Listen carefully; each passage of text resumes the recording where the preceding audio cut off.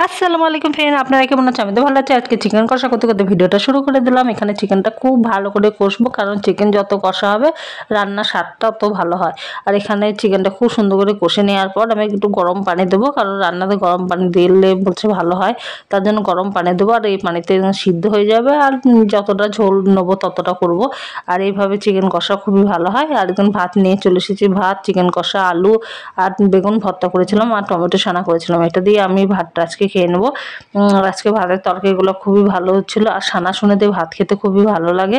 আর খুবই, এখন তো শীত পড়ছে, এখনকার বেগুন ভর্তা খুবই ভালো হয়। আর একদম বিকালে আমি একটু শুয়েছিলাম, তারপরে ঘুম থেকে একটু উঠলাম, কারণ মেঘলা আবহাওয়া হয়েছে, প্রচুর কাপড় মেলা আছে, কাপড়গুলো তুলে নেবো, নাহলে ঝিরিঝিরি বৃষ্টি হতে সব ভিজে যাবে, তখন মেলা খুব কষ্ট হয়। আর এখানে সব কাপড় চোপড় দেখেন কত কেচে ফেলেছি আর মেলে দিলাম। আর সন্ধ্যার টাইমে একদিন আমি লক্ষ্মী ভাণ্ডারে টাকা তুলতে যাবো ব্যাংকে, আমাদের বাড়ির কাছে ব্যাংক আছে, ওখানে তুলে নেবো টাকাটা।